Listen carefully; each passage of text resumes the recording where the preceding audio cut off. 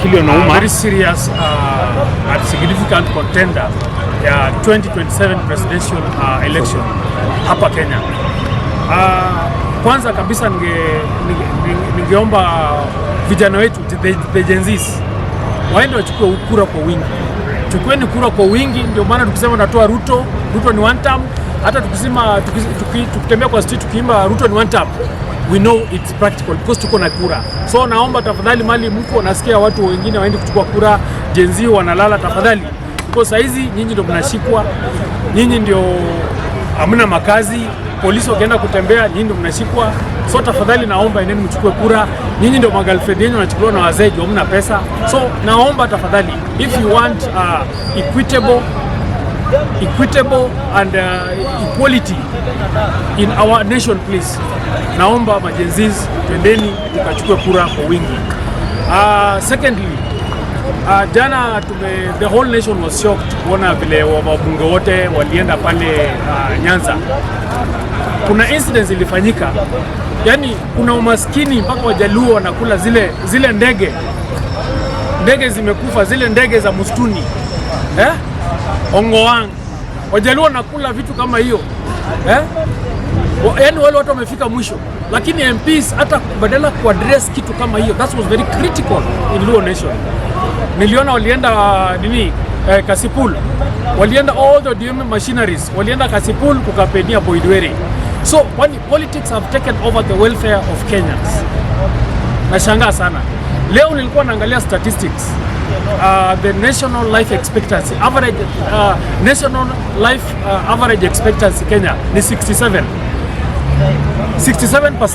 age, 67 years. Kiambu ni 72, Siaya ni 58 years. Imagine 58 years life expectancy. When life expectancy nenda chini kama 58, inamaanisha this little economic activities, there's less income there.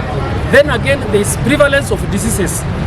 All these things are affecting our people. That's why you see our life expectancy pale imekuwa 58 years. So naomba tafadhali, we need to put the life of our people mbele. Tafadhali naomba watu wa ODM, serikali, tafadhali inafaa tuweke industries, tuende kama kitu imefanyika pale, tuende pale tuongee na watu wetu tafadhali. Tusiowache tuwa take for granted just siasa.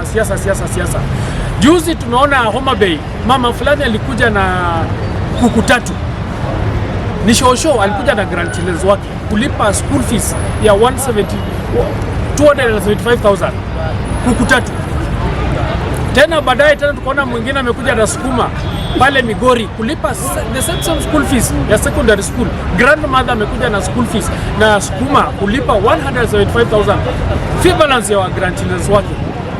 Wakati tuliaprocha mama wazee, wakatuambia kuwa wamejaribu MCA, wamejaribu MP, wamejaribu governor, imefika mwisho. Ilibidi sasa waende wachukue hizo makuku na sukuma waende wajaribu pale. So naomba tafadhali, the leadership in Nyanza, we need to come up, we stand with our people. We need to stand with our people. Because this is very serious. How do you take politics inakaa mbele ya nini, ya welfare ya watu wetu? Prevalence of diseases is another thing, is another challenge. Ukiangalia life expectancy, prevalence of diseases, malaria, tuberculosis, AIDS, today all Nyanza counties are leading in AIDS. Why? Because of lack of resources. So naomba tafadhali hiyo mambo, Ruto na Raila, tafadhali tushughulikie mambo. Kwa jambo la tatu nataka kuongelea mambo ya corruption ambayo iko kwa serikali leo. Hii serikali ya Ruto. That's why tunapeleka Ruto nyumbani. Hakuna vile ataiba this time. You are not going to steal. I know umeweka maombi na wizi. Hizi vitu, these two things do not want to work for you. So now I'm pointing out this. Leo nasikia kuwa title deed ya Kasarani ati imepotea. Title deed ya Kasarani, that land, hatujui nani ako nayo, na hii ni serikali. Hii ni serikali ambayo ni operational. Tuliweka kwa nini? Tuliweka katika mamlaka ikisema kuwa itashughulikia wa mama mboga, watu wa motorbike, watu wako chini. Lakini saa hizi bottom up saa hizi Ruto imekuwa ni Ruto capture. He is capturing everything, he is stealing everything, anaiba kila kitu. Hata SHA today, as we are talking today, nasikia SHA iko under threat ya kuanguka chini because of lack of good management. Hao watu wote ni watu wa Ruto. Watu wa Ruto wote ni wezi, inaitwa Ruto capture. So naomba wa Kenya tafadhali, twendeni tukachukue kura, tutengeneze nchi yetu. Mimi nitatengeneza nchi. Tutafuatilia sheria, mambo ya spirit of constitutionalism nitarudisha. Sasa hizi tuangalia siasa take over spirit of constitutionalism. Hakuna mambo ya nini. Sasa hizi polisi anakushika, ukiambia polisi shida ni nini, anasema order from above. Already hiyo kikatiba freedom yako imekuwa constrained. So naomba tafadhali, twende tuchukue kura ndio tuone vile tutatoa Ruto. So Wakenya kila mahali muko, msikuwe na wasi, hata mkishikwa vijana wadogo mnashikwa, msikuwe na shida. Mimi nataka kuenda mbele. I want to confront Ruto, hata kama ni demonstration tutaweka hapa Kenya, tutaweka kila mahali. I will spearhead all this. Ya ine, nataka kuongea mambo ya wale vijana wetu walishikwa pale Uganda. Tumeongea, wajenzi wameongea, jana nilikuwa ni ultimatum. Hakuna kitu Museveni amefanya. Tunataka kusema hivi, democracy ya Kenya cannot be like ile ya Uganda na Tanzania. Kuna mali tuko sisi. Na Ruto, you cannot set back our gains in democracy. So, naomba Ruto na embassy ya Kenya ile pale Uganda tafadhali. You need to sit down, wale vijana wetu wakuje hapa juu walienda na njia inafaa. Document zao zote zilikuwa processed kwa border Uganda na Kenya. Mbona washikwe na polisi hatujue wako wapi? So vijana wetu tunapatia Museveni ultimatum. Please, kama itakuwa tutaenda demonstration. Tunaambia Ruto tafadhali, vijana wetu wameshikwa pale Uganda, hawakuenda na shida mbaya, hawajaiba, hawajakosa chochote, wameshikwa kama wameenda pale na border yote, all their documents were processed in the right way. So hawakuenda pale kama wezi. Hatutakuwa kama Uganda, mali opposition leader anakuwa harass, ananyanyaswa, anawekwa military court, anakuwa tried kwa military court. Hatutakuwa kama Tanzania, mali opposition Tundu Lissu mpaka leo hako ndani juu ya opposition kupitia serikali. Kenya we made a very huge step in democracy. So naomba tafadhali, Uganda na Kenya kaeni chini, vijana wetu watolewe pale na warudishwe Kenya na tutafurahia sana. Asanteni sana. Swali. Yes. Maybe there are some of the information you may need to share to Kenyans, whereby you as a presidential aspirant, there is some of the weaknesses you have learned from the current president. I would like your government also to avoid. What is the main issue your government also would like to avoid? According to the vile unaelewa the current government. Yes. Vitu ambavyo tunataka to avoid. Yeah. Okay. What I'm saying is the Kenyan people cannot be, you cannot straighten up a country through hammers and mallets. What we need is this constitution. You cannot use hammers and mallets to straighten up a country. We only need the constitution. The constitution have equality, equity, social justice. All these things are in constitution. So all these problems you are seeing scattered across the country is because the administration we have, they don't follow the law. They don't want to follow the law. And that was the spirit of 2010 constitution, because we have the aspect of public participation. All these things, juzi tumeona kama presidential term extension ilikuwa subject to parliament, tumerealize kama iko second reading. So vitu kama hii ni vile sasa ile government kunayo hata kufuata sheria. Na ndio maana mimi kama rais mwenye nakuja, mimi kila mtu katika serikali yangu tutafuata sheria. Corruption itakuwa ni kitu ambacho tukiona huyo mtu in fact tutajenga jela pale Turkana, bali watu wote wako involved kwa corruption nitapeleka huko. Because tukiangalia the president of China Jinping vile aliingia kwa serikali 2012, the first thing alifanya kuwa ni campaign against corruption.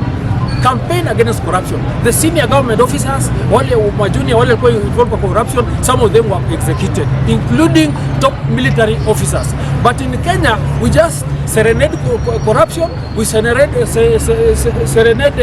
wastages, but we don't follow the constitution. So that's the problem with Kenya.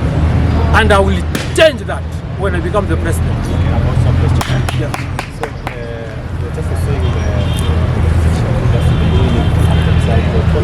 Yeah. For the government. Yeah. Are you sure that because of you are joining kisha kutoka hapo kuungana na serikali just independent? No, I'm not independent. Me, politics is about value addition. Administration is about value addition. If you can get somebody that we can join hands, collaborate with him, then we bring that value that Kenya needs, then it's okay. But I have a problem with the opposition because right now there are so many cracks in the opposition. There are so many cracks. Yes. So it's about interest. It's about interest. It's not about the will of Kenyans. The struggle in Kenya today is about what's best for Kenyans and what's good for few families or few societies. That's what's the devil in Kenya. We don't want to follow the constitution. It's about the interest of the few. So joining opposition is not bad, but what are you bringing on the table? Because it's about the Kenyans who are suffering, those who cannot make it to school. Because it's very unfortunate at this time that a father, you are at home, but you are watching your kids die because of slight health incidences that can be avoided in our health centers. A mother who is watching, who is not eating, so that the kids can eat, so that they can get energy, so that tomorrow they can go to school. Very, very, very absurd. So what I'm saying is this: we have to follow the constitution. If those opposition leaders they are ready, they come. We follow the constitution because it's about delivering to the Kenyan people. Yes. And I've got another question. I've heard you saying that the leader of Kasarani Stadium in hotel. It's missing, yeah. So I don't know if it's linked with the construction which is being done at the more international sports center. The second construction which is done just there along there. You said the Kashamba which has been just without nothing. The playground there. There's some construction which is there. The missing of the paper which links it back to those structures. You cannot trust Ruto. You cannot trust Ruto. Because you remember when we went to Kasarani, there's a church around that Kasarani, the church that he decided to give a title deed, and he also ordered the military to vacate that land and leave it. So it's about orders. So there's no constitutionality. And Ruto with the appetite of land. We've seen in Kilgoris, we've seen everywhere. Ruto with the appetite of land. Because at least now we could be having some signal that the title deed is somewhere. Because these are government departments. And the government departments means this is a public property. But now it's imepotea. Haiko. Inamaanisha nini? Inamaanisha Ruto, we don't know, but some things need serious. Badala kuenda pale Homa Bay, kupeleka ODM brigades na pesa yote pale kukampenia Boyd Were. Vitu kama hizi vitu zinahusu wananchi, inafaa wanaenda pale wanaangalia mambo kama title deed, wanaangalia shida ni nini, because hata parcel mingi za land huko Kasarani, hizo the parcel adjacent to Kasarani stadium itself zote zimeuzwa. Unaona? So there's a reason why what they are hiding, ama maybe wameuza hata hiyo title deed. We don't know. Yes, and there's a Fuluno in the opposition that opposition in Kapasula. The other time Kashaba opposition and then the DCP, the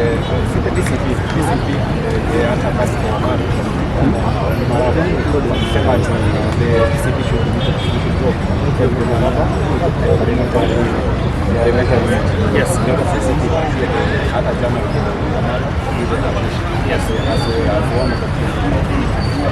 So, okay, divisions in Kakamega, first we have to understand that ODM is losing ground. Because the same Western, kuna MP, from East, MCA from East Kisia, anaitwa Abraham Kayaya. Alikuwa amepatiwa ODM nomination, ilibidi arudishe kwa ODM na andike reason ya kurudisha na patiwe DMP. So that means some of the parties now they are losing ground there. And Natembea is holding the ground. Because all these old leaders, policies now, perennial policies, they are not working for Kenyans. So Kenyans wameamuka, the Gen Zs wameamuka, they need change. They need change. Wait for even what's happening in Kasipul. Utapata nilipene imechukua. So Kenya nasema kuwa ile mambo ya division ya Kakamega, hiyo sio division, ni mambo tu ya strategize. Juu kazi yao ni UDA na ODM ile nyumbani. Unaona? So mimi Kenya naomba ni unity. Opposition we need unity. We need unity so that Ruto aende nyumbani. Asubuhi na mapema hata iba Ruto one term. Thank you. Kuongezea leo iko bili inaendelea. Hii bili ina social media users. our country. Yeah. What is your take? If any case it goes through, it means that it is going to take most of the youth. Youth are going to What is your take on that? Okay, my take on that bill in Parliament, I think is in bad taste of Kenyans, and also it shows the tricks the government is using to humiliate the opposition and the media, which is very bad. I think media should not be controlled because we have ethics. We have the laws that govern the media. Media govern itself. Unless you violate those laws that are been laid there for you to operate. But gagging the media, it doesn't work. So please, serikali naomba, hapa ndio vijana wetu wanapata pesa yao kidogo, wanaenda kufanya nao mambo yao. Wacha kuwanyanyasa tafadhali. Na hii bill, hata MPs ule mko nao parliament saa hii, atumekalia hiyo bill mnataka kuifanya ati mtemo nini social media. I urge you please, you need to sit down sober, mkae chini, mwangalie hiyo bill tafadhali. Mnaenda kufanya vijana wetu wengi wakose kazi. Already industries zimefungwa, makazi mengi zimefungwa. Tafadhali serikali, hatutawabembeleza. Nikienda sana itabidi tunaenda kwa street. Tutaenda kwa street na tutawamaliza. Because sasa huwezi funga, ufunge mashule, ufunge nini, ufunge media. Hiyo ni dictatorship mbaya. So Ruto tafadhali to protect media, freedom of speech. Alafu Kenya iende mbele. Tafadhali.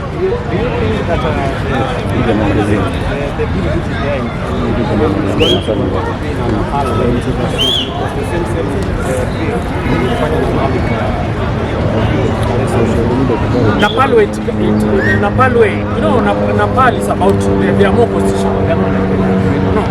Nepal you could not use even a tear gas. The police could not use tear gas and the bullets. No. Yes. But in Kenya, we are so much of the opposition.